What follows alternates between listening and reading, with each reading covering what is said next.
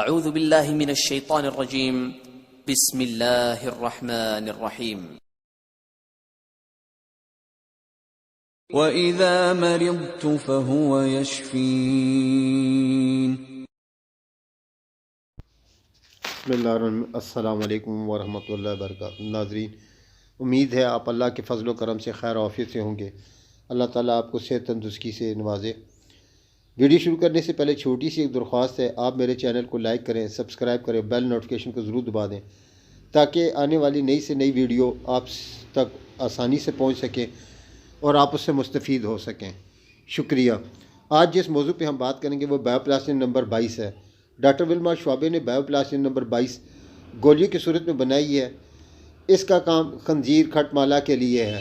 جسم کا مدافعتی نظام کمزور ہو جائے، جراثیم کے خلاف مدافعت کمزور پڑ جائے، غدودوں کے نظام میں خرابی کی بنا پر خشک یا پیپ سے بھرے پھوڑے یا اپارا جسم پر ظاہر ہوں، نیز مزید جلدی امراض کی علامات کے لیے یہ دوا انتہائی مؤثر ہے.